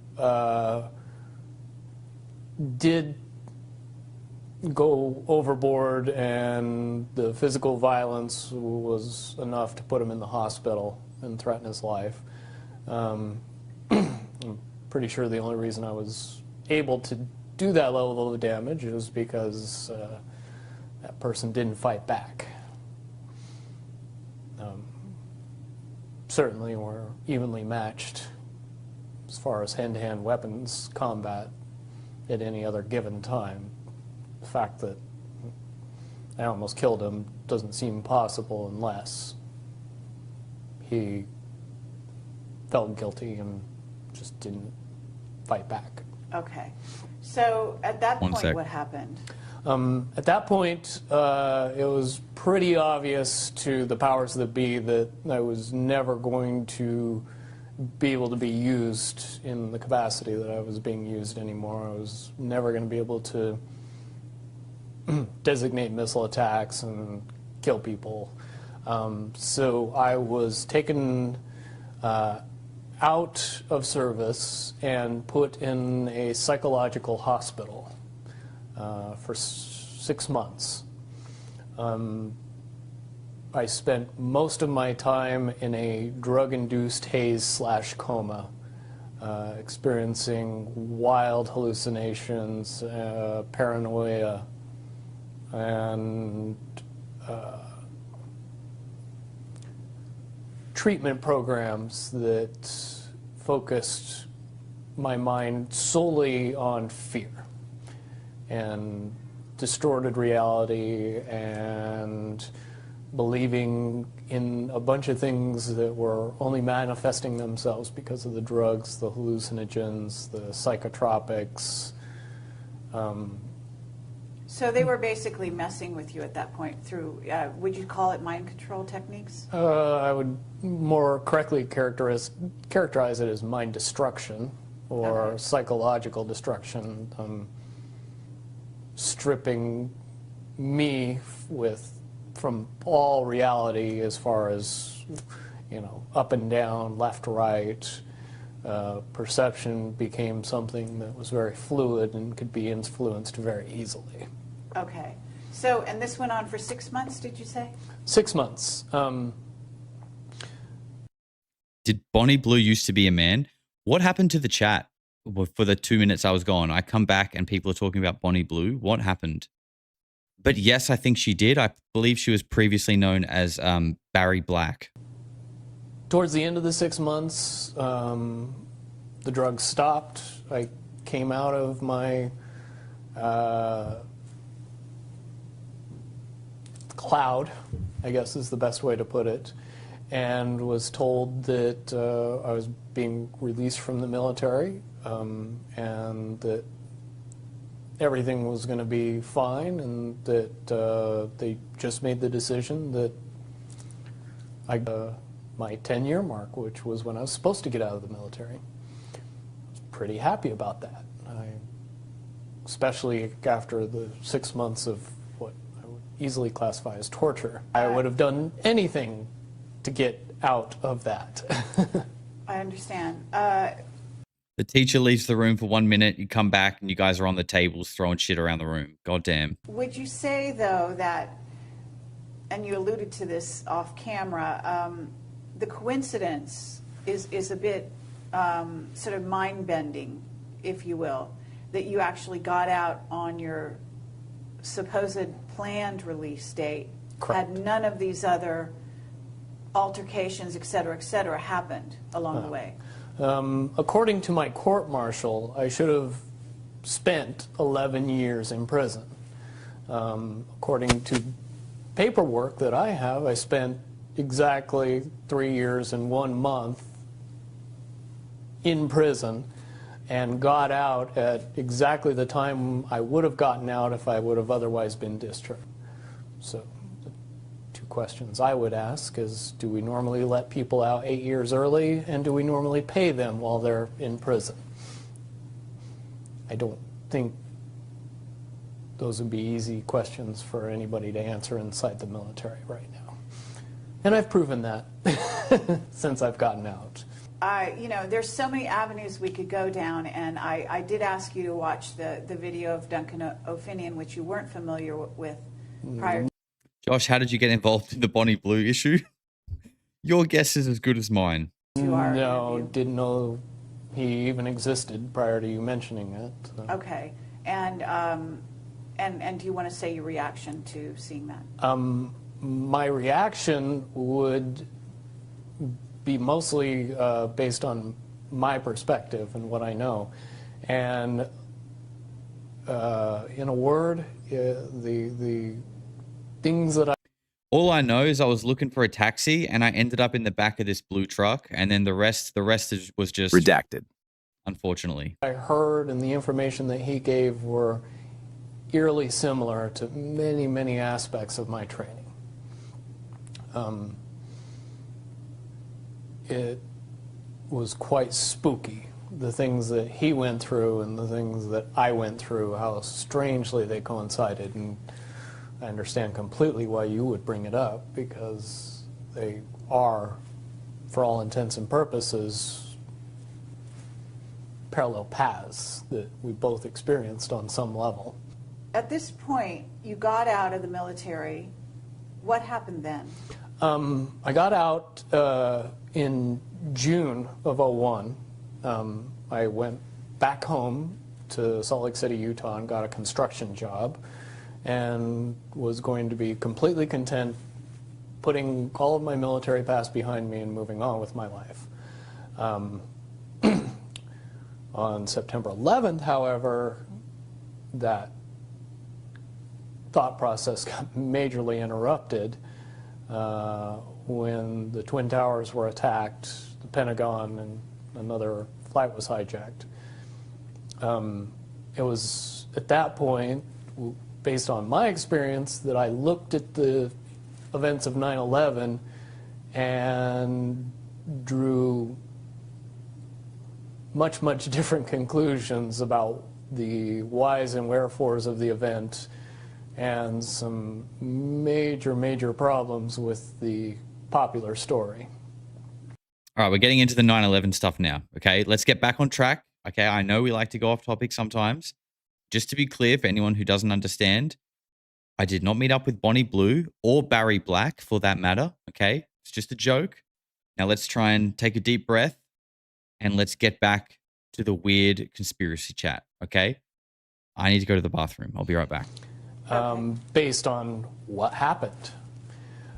Certainly, if you're the guy that for 8 years drove planes into buildings, you might see the correlation between somebody coming back and doing it to us. But when you're saying drove planes into, you're actually referring to the Tomahawk missile as a kind of a plane? Tomahawk missile flies like an airplane. It acts like an airplane. It can be controlled with normal airplane controls. It has wings, it has tail fins, it has a rudder, it has a jet engine. It sounds like a jet. It would be hard, based on the fact that they fly very low to the ground and they fly very fast, to get a good look at it enough to be able to tell it from typical airline plane to a Tomahawk missile. Certainly all anybody would get is a glimpse. Okay, and basically you also talked about the, because they said there was a missile that hit the Pentagon, that it wasn't a plane, and you actually have some very good evidence, in a sense, to substantiate that was much more likely to be a Tomahawk missile. Correct. Oh, damn you guys. The best information out there, in my opinion, is a documentary called Loose Change. It tells out all the information in much, much greater detail than I can express it.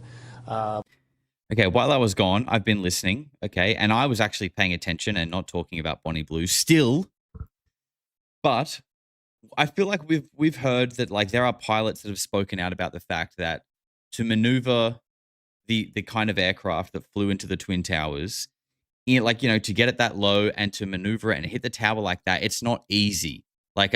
You would need to be a skilled pilot to do that. And that, the idea that just some like random terrorist from Afghanistan or whatever did that. I mean, it's not impossible, obviously, but it's also like kind of wild. I wonder if you remotely control a Tomahawk missile that flies like a plane and has the same controls as a plane, is it that far-fetched to say perhaps the planes were remotely controlled. Like Bill Wood said, to control the Hellfire missile, the Tomahawk, all he had to do was be in the line of sight, and he would like tap into it and basically take control of it and start flying it from the ground. It would launch itself, and then as it's getting closer to its target, he would get in line of sight, tap in with some kind of device, and then fly it into the target. I don't think it's out of the realm of possibility that something like that might have happened with the planes that hit the towers. But the one important thing that I noticed was the turn that the airliner supposedly made before it actually hit the Pentagon. That turn would be almost impossible to make with a 757. If you want to fire up your flight simulator and buy all the controls that airplanes have and try to do it on a flight simulator, I think you would find that you crash the plane every time. Surely you can't do that on Flight Simulator. Has anyone actually flown into New York on Flight Simulator? Like, I mean, I don't want to get on. I mean, I'm probably already on a list, to be honest. But like, can you fly planes into buildings on Flight Simulator?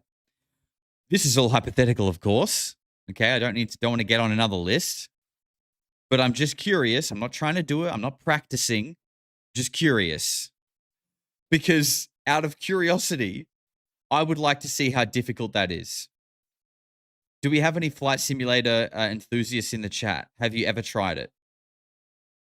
However, that turn was something that I had seen many, many, many times when I used that turn to overfly a target, come around and hit it again after I'd marked on top and verified that that indeed was the actual target with the inboard camera and the missile.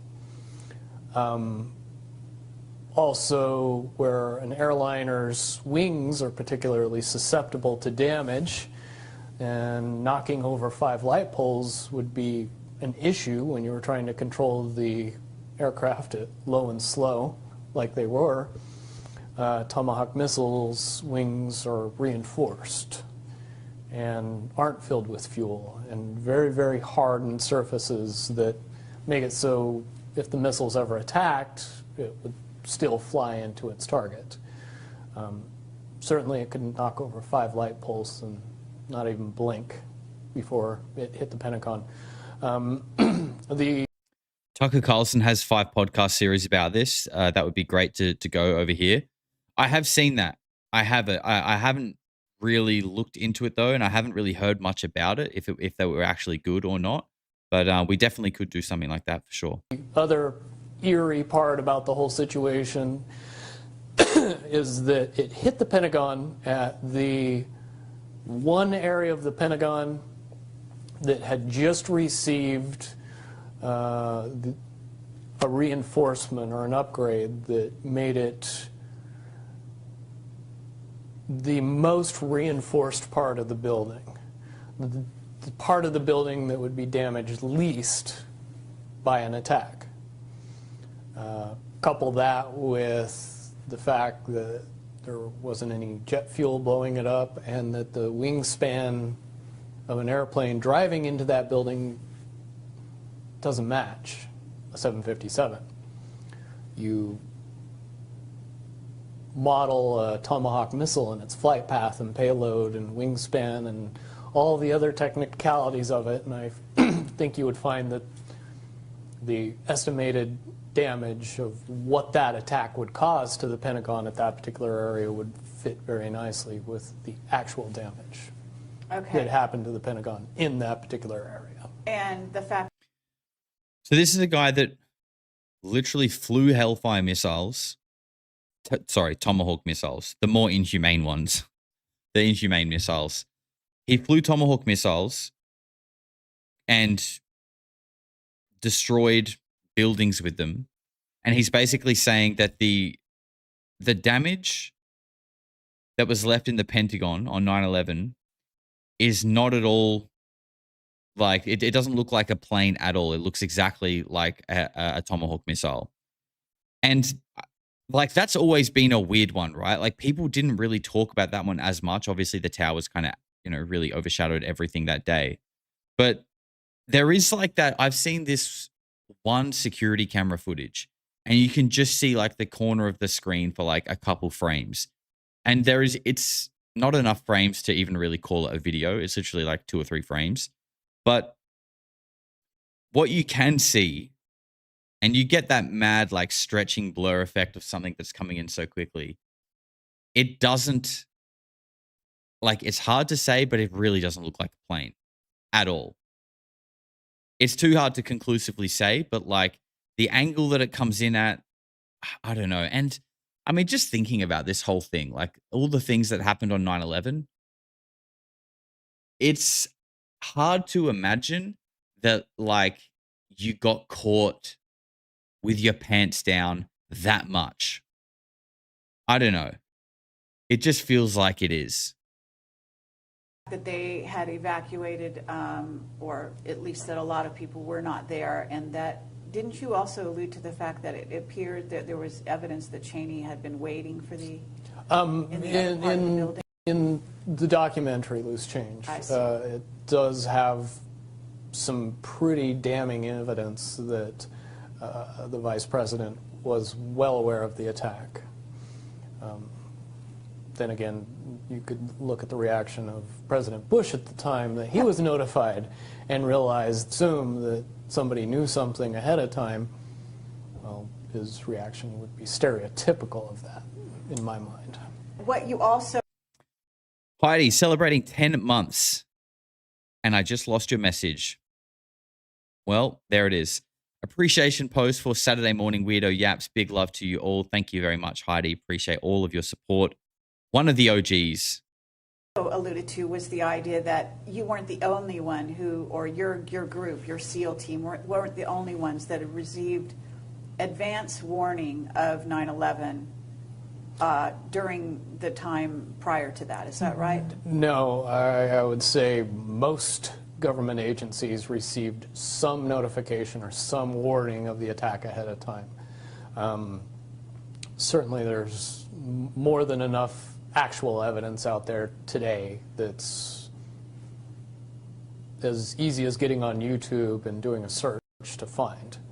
After that, I spent a lot of time and effort going back and connecting a bunch of little pieces of information that if somebody was doing their job back then could have easily determined exactly what was going to happen and prevented it. Okay, meaning you went back and looked at intelligence that had come in over the years, or? Not over the years, but over the weeks and months prior to 9/11. Okay. So at that point, you're in a situation where you have actually been sort of, as you call, flying these planes into buildings using Tomahawk missiles.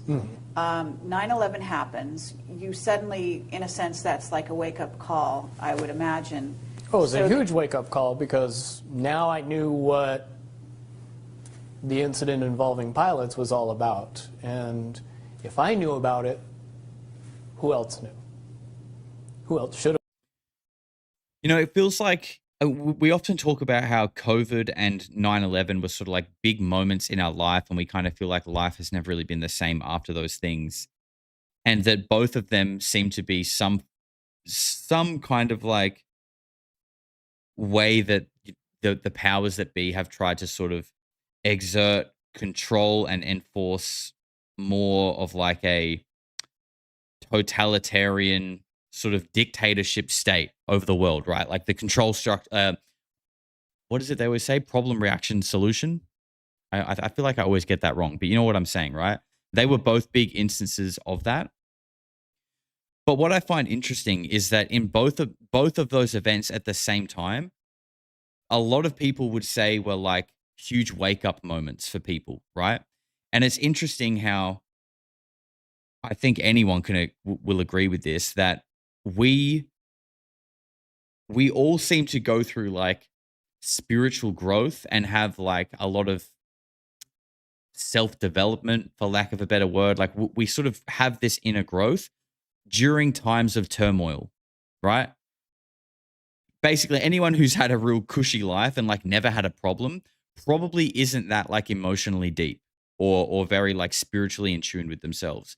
Not everyone, but most people. So it's kind of interesting how like these two big key events that seem like they're like pivotal in trying to enforce this like Orwellian control state over society have actually been like the catalyst for everyone like waking up to what the fuck is actually going on. Do you know what I mean? Like it's almost having, I mean, they're doing it and it's happening and it's making people's quality of life poor. But at the same time, it's actually making people wake up and be like, oh, hang on a second. You actually hate us. It's interesting. It's like they're the architects of their own undoing, but it's just a long and painful process for us. No. Lots and lots of questions came into my mind very quickly. And also watching the demolition of Building 1, 2, and 7, based on the fact that I've seen a lot of buildings blown up. And I've seen a lot of buildings demolitioned on purpose. Most Americans haven't seen a lot of buildings blown up. They've just seen a lot of buildings demolition on purpose and really can't separate the two. When they see a building being demolished and hear it's being blown up, they mesh those two together and just assume that that's what they saw. If you know anything about the physics of explosives and actually blowing buildings up, very rarely, no matter how much ordnance you use on it, does it fall down completely, even tiny buildings. But what I saw on that day was buildings falling down as if they had no structural support anywhere throughout the building. In other words, a demolition. The only way that can happen is if all of the support throughout the building is removed specifically on time and on purpose. Certainly if Tower 1 and 2 fell down the way from the destruction that they said that it fell down from, the top of the building would fall down, and then it would slow down because it was meeting the resistance of the structure below it. That never occurred. It fell straight through the building all the way to the ground with very little in the way to stop it.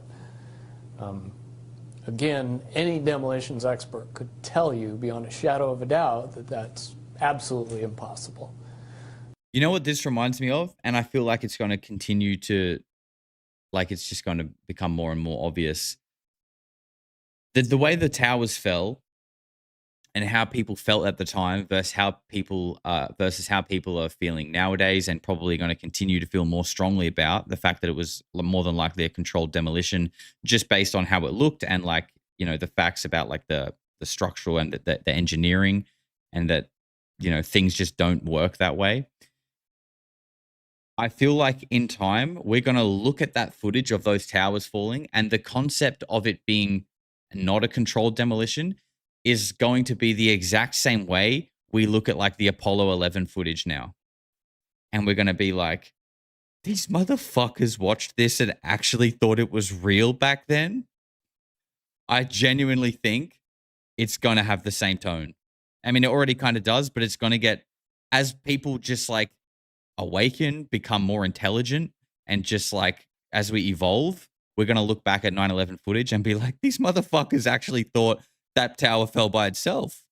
You couple that with the information that when the Twin Towers were built, that they were built to withstand a 707 attack, and they were engineered specifically for that possibility.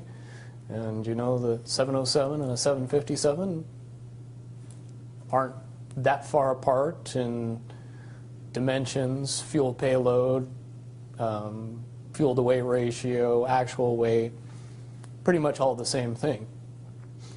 Prior to 9/11, I did a project on how 9/11 was a fucking inside job in high school.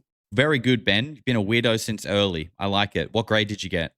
all of the information says that attacking either of those buildings with an airliner and driving it into the building couldn't knock it down. Okay. And certainly it wouldn't knock down the building next to it. Okay. So at this point, you know, because this is not really, I mean, 9/11 plays in, but this story goes on beyond that. So at this point, what happens in your life? What goes on? At the time of 9/11, I had just gotten out of 3 months removed from the worst nightmare I could ever imagine in my life. I was not anxious to go back to that. So I kept my head down and I didn't say anything, and I wasn't about to tell people what I knew.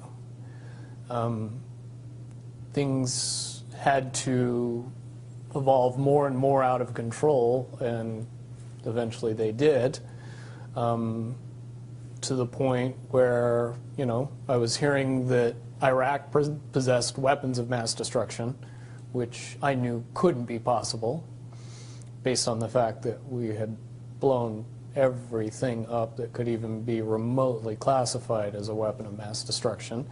The country was not capable of sustaining a weapons of mass destruction program based on the amount of devastation that we had been pouring on it for the past decade. Do you guys think Bonnie Blue could count as a weapon of mass destruction? Has she been deployed on the West like a Dementor to destroy souls from within? And so I knew something was up after that.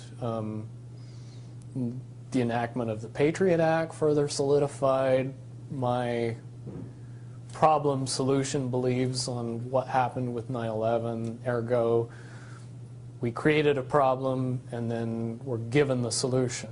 And we never really questioned that solution.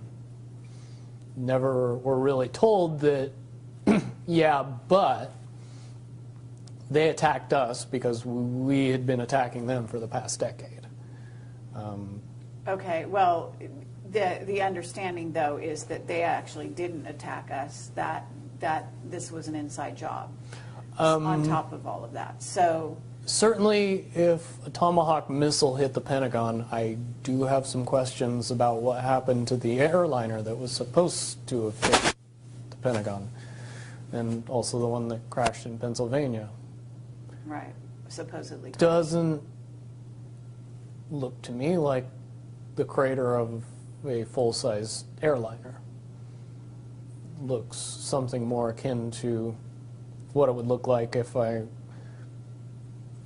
popped a cruise missile over, did an Emblem turn, and drove it straight into the ground. Okay. If you know those little wing marks that everybody sees in the middle of that bomb crater, don't have any charring around them. And if those were the wing marks of an airliner, those wings would have been full of fuel, they would have had engines on them, and they definitely would have burned. I think it's pretty obvious when you look at the TV footage of the wreckage around those two sites. The wreckage was mangled, bent, but not burned.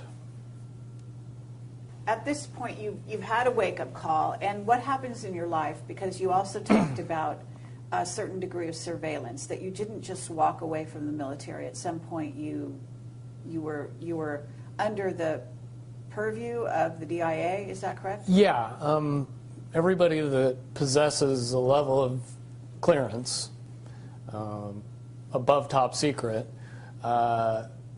is watched and monitored long after they lose access to that level of clearance. Certainly a secret is still a secret, even if you don't let the person that knows the secrets know any more secrets. So no matter what they did, I possessed a huge amount of information that the population in large needed to be kept secret from. So yes, you get used to a regular amount of surveillance, a regular amount of interference, regular communications with some mysterious people that come up to you and just start talking that you've never met. The security cameras in the Pentagon weren't working? That's crazy. Do you mean just like Epstein? You mean just like the one? Man, what a coincidence. On the same day that something crazy happened, those goddamn security cameras just keep getting all fuzzy on us. Probably just a coincidence though, right? Before, but they seem to know everything about you. And that was what I experienced between 2001 and 2007-ish. So at this point, you have been spending from 2001, when you had sort of a wake-up call. What did you do? Did you just continue to do jobs, or? I continued to do jobs. I ended up going to college and getting my degree in electrical engineering. I worked for a fairly large medical laser company, and then shortly after that started my own business. Okay, and the business was what? Repair and maintenance of medical laser equipment and medical light equipment. I mean, you didn't address this thing where you actually are a registered offender? Yeah, that was part of the monitoring program that worked out very effectively. When I was discharged from the military, what they didn't tell me is that I was not going to be given a choice. I was going to be forced to register as a sex offender. And I basically had to either sign paperwork that said I would agree to that, or face my criminal sentence and go for another 8 years in Leavenworth. Once again, I made the obvious choice and got out of the military and decided that the registration program wouldn't be nearly as big a deal as going to jail. Okay, so they registered you in, I don't know, is this was this known neighborhood? I don't know anything about it. The registration program, when it started out, was fairly innocuous. Rather, the worst part of it was having your picture splashed online with a bunch of other people who probably had more inclination to going after children than I did. Over time, the buildup of what I was seeing and what I was experiencing and what I knew from my previous military experience in what I learned since getting out of the military, it began to build and build and build and build until it eventually got to the point where even I couldn't take it anymore. And at that point, I began, looking up information on the internet, doing research, information gathering, kind of quote-unquote building my case. Shortly after I began doing that, I was contacted by a group of people that were also doing the exact same thing and were much more aware of who I was and what my experience in the military was on a top secret level. I was very surprised by that. But I learned very quickly that there's people out there with a huge amount of information that are fighting for the good guys. Okay, so in essence, you were contacted by a group of what we call white hats. White hats, I call them oath keepers, but essentially they're the patriots that our government would classify as terrorists. Okay. But they are ex-military by and Not those white hats, Joshua. Different white hats, bro. Different ones. Similar but different. large, and some of them are still in the military. I would assume a large number are still in the military or the government in the FBI, Secret Service, CIA, Alphabet. any alphabet agency. There's got to be a percentage of people that are seeing the day-to-day and going, this is wrong, we got to do something. So they contacted you. Yes, and over the course of a few months I was vetted, and if you don't know the meaning of the word, that is a cute term for saying how much you could be trusted and how much you would lie, and what you didn't want to talk about. When you figure out that the people on the other side of the vetting process already know all that, and they're just trying to figure you out and see if all that's true, if you respond exactly the way that you are portrayed in their minds, it's very encouraging. And, you know, they knew my deepest, darkest secrets, and they knew even more than that. And when I came out with the information I did, I kind of graduated and got a trusted role in a very compartmentalized world. Okay. But at the same time, there was some kind of incident, wasn't there, with the DIA in which you started to refuse to be dealt with the way they wanted you to be dealt with? Right. Shortly after I decided that I was going to do what it took to see my part of justice being brought into the limelight and into popular knowledge of the world, I also told the DIA handlers that visited me shortly after that incident that they could not bother talking to me anymore because I wasn't going to be handled by the government. And I was going to be a problem, and I was going to be a loose end. And I was going to be somebody that they had to worry about. Okay, and then what happened to your livelihood in terms of your business?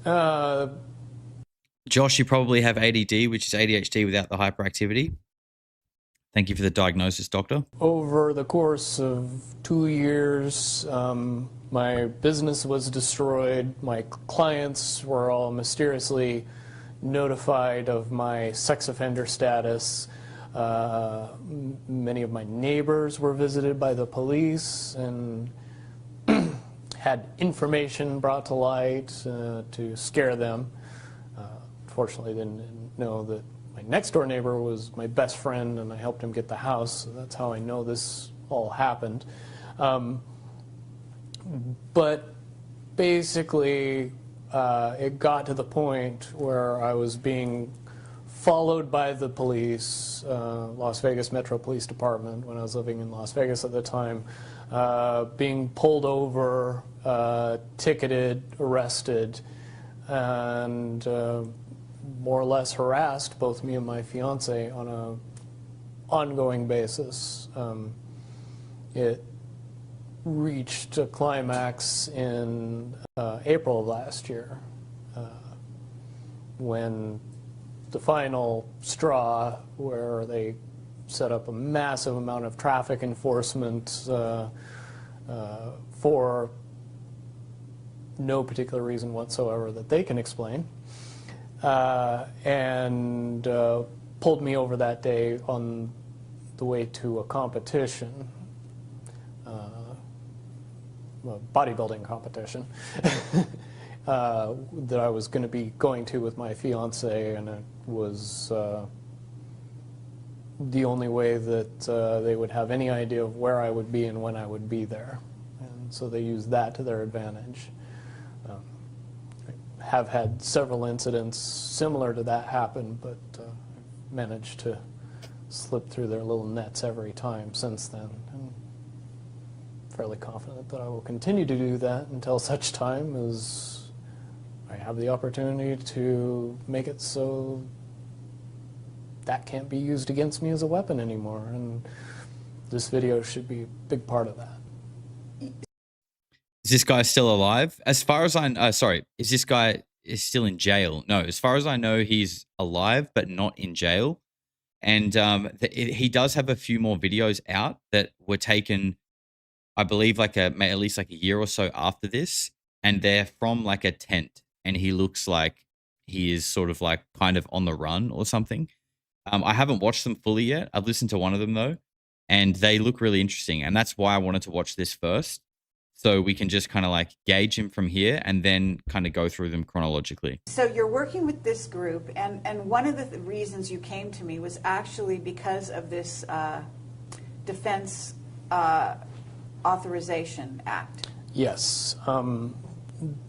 That sent shockwaves through the community that I'm involved in.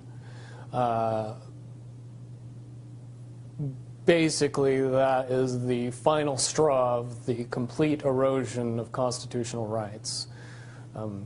It literally has government giving itself permission to violate the rest of the Constitution. And that has a lot of people concerned. And a lot of people would like to see something done about that, and it's my opinion and their opinion that something could be done about that.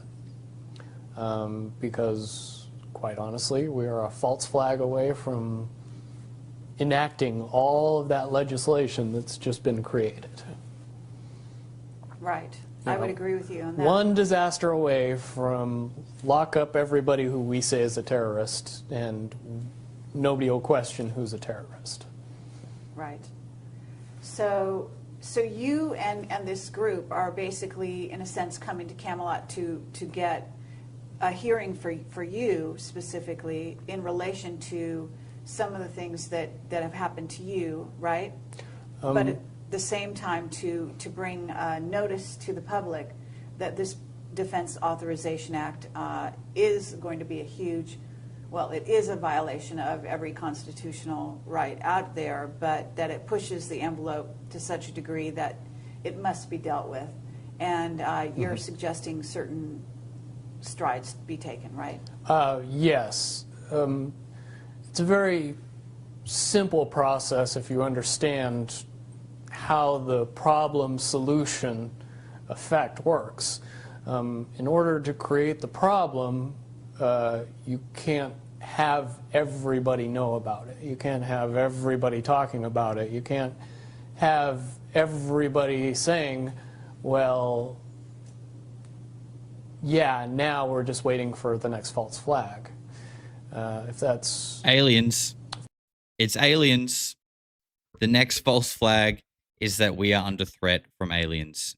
It's coming. That information is too widely known and too widely held, the next false flag would blow up in their face and cause a shift in public consciousness to say, no, this is just our government messing with us, as opposed to panicking us into a blind fear. He's literally calling it. He's literally calling it. Project Bonnie Bluebeam. Wow. Wow, Rambro. That is a good one. That one's going to stick around for sure. He's literally calling it. Guys, this interview is in 2012, and he's basically saying whatever the next false flag is, people are going to wake up to the fact and be like, wait a second, it's our fucking government doing it.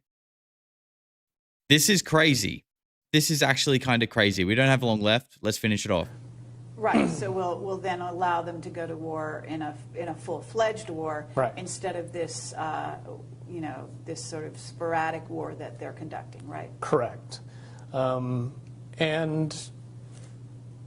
the popular belief is there's a very, very easy way to prevent that from happening, and to get that information out to the public, it has been surmised that if we bring that to the level that it's at, if we address the issue directly via our constitutional rights and begin to notify the public in general that this is a problem and that it needs to be dealt with, and the way that's been proposed to me and to a lot of people is to create a petition that calls for the impeachment of every political person in Congress and the presidency that enacted this legislation as treasonous.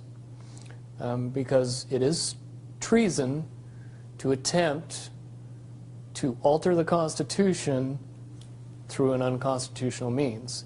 If you create a law that circumvents the Constitution, you commit treason. He was cooking at the end there, and he's right. He's absolutely right that laws have been put in place to circumvent the American Constitution.